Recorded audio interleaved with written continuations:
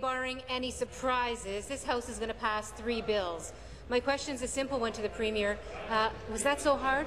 I think the Bard put it best when he says, all's well that ends well.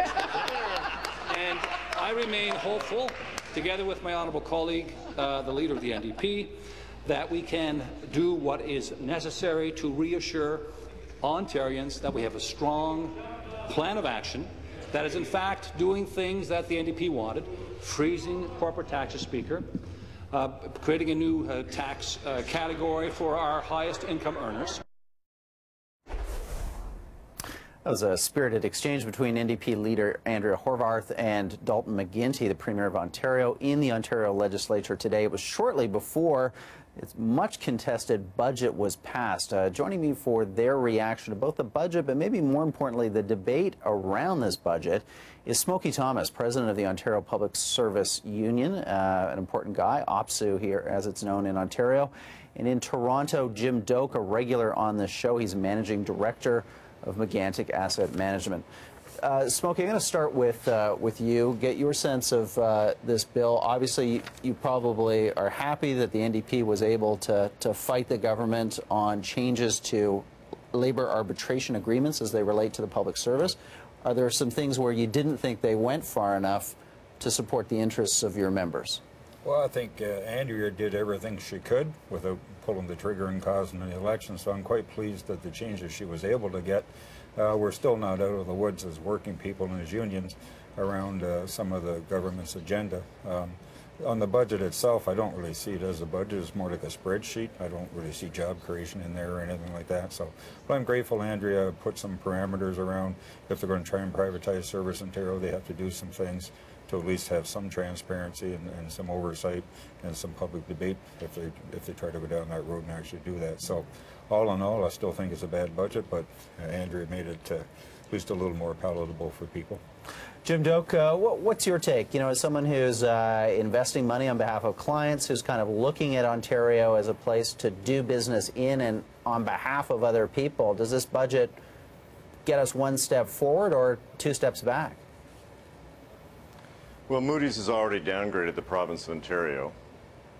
The province of Ontario is spending $16 billion a year it does not have. It's borrowing that from, what's the Bible say, Rudyard, onto the 11th and 12th generations? Smokey would probably know how many generations it will take to pay the accumulated interest and principal on the debt we're building up. And thirdly, it's sending out a very clear and loud signal, taxing the rich, which is the NDP is very proud of. If you're a rich person, would you move a building or a business here? If you're the Royal Bank of Canada, would you put the next department in Ontario, in Toronto, your head office, or in Calgary, where there's no provincial sales tax, and there's certainly no extra category of taxes on wealthy people? Smokey, those are tough questions that Jim is asking. I guess many people are asking, when we're spending more than $10 billion a year just to service the debt in this province, that's more than we spend, almost as much as we spend in education. Yeah.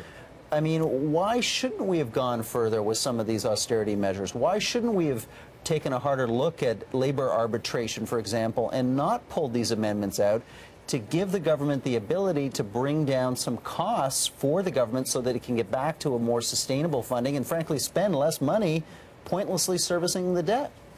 Well, just to Jim's comment there about the 2% tax on the rich, I'd respectfully submit they're still rich.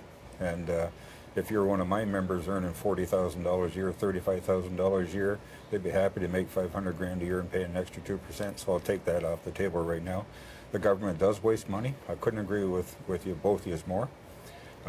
They don't really, I don't believe the Liberals are good managers. They're the masters of half-baked, half-finished. They haven't learned from Orange Ambulance, e-health, the green energy fiasco, so they don't learn. But that doesn't mean that average everyday working people should pay, or our children should have less in schools. I mean, the Premier says he wants to protect health care and education. He's cutting both as he speaks. So he's, I don't really have much faith or trust in him anymore. And, but Smokey, what is the alternative right now other than some trimming? And it's not draconian. We're not trimming like they're doing in Greece or Spain or Portugal or Ireland. Let's face it, this is austerity light. But why don't we do austerity light now so we don't have to do austerity heavy in 2 or 3 years if this fiscal situation gets really bad? Well, first, I don't know that austerity is really the answer, but on austerity light, yes, that is better than austerity bad. But here's where the government's not cutting. Of all the public sector workers that have been cut, and there have been tens of thousands since the late and mid-90s when the Harris took power, there's never been a manager laid off. Do you know there's 60,000 extra managers in the entire public service in Ontario that you could, I don't want to see them lose their jobs, but they had no value add. Right, so they're taking it out of the frontline workers. Yes. That is a good point, Smokey. Jim, I mean, what do you think going forward? What is this government got to do in a very precarious minority? I know that you have some concerns here in a sense about how our democratic process in this minority legislature is becoming captive. It looks increasingly to the agenda of the NDP. Well, it's not democracy in the classical sense. There's a tyranny of a small group that had less than a third of the vote. They're imposing. Andrea Horwath seems to be much tougher than Dalton McGuinty. The Liberals thought they had a deal, which Andrea Horwath, I guess, didn't think they had. When the Liberals started asking for written guarantees and going back and talking about how many people were in the room, clearly there was some misunderstanding. I think Andrea Horwath thinks she's a backseat driver, thinks she can dictate, after having done a deal for the budget, dictate each term. But there's a greater problem, Rudyard, and it's a problem the left-wing governments or the left-wing parties don't understand the nature of an economy in the year 2012.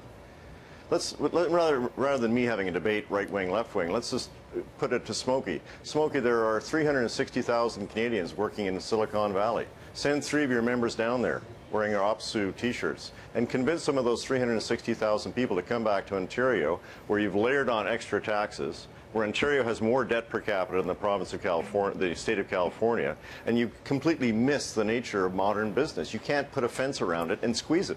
Well, Smokey, you'll get the last word. I have not missed what's happening in the modern business world. Here's all I say to you, Jim. People like you say that have government step aside so the private sector can create jobs, lower wages so the private sector can create jobs. Well, all I know is in Texas, Alabama, South Carolina, Florida, all those southern states where they have right to work, where almost everything's run by the private sector, they're dripping with desperation. They don't have an economy. The unemployment rate's ferociously high. And wherever you're, and the Americans, Canada's starting to follow the Americans, and people like Jim would probably buy into this. Smokey, most of our ideas... Let me finish, Jim. You beat down wages, right, in the United States. So they beat down wages, got rid of unions. Uh-oh, consumers don't have any money to spend. So you make cheap credit, easy credit. So then they run up this massive debt, and they screw the world with it, and they're doing it again. Okay, and it's guys, business people that did that. Like so many interviews, we could go on and on with this because it is a vitally important conversation. But Jim, Smokey, I want to thank you for your time today, and let's reconvene in the weeks to come to talk about this further. I would be happy to do that. Thank you very much. Thanks for having us.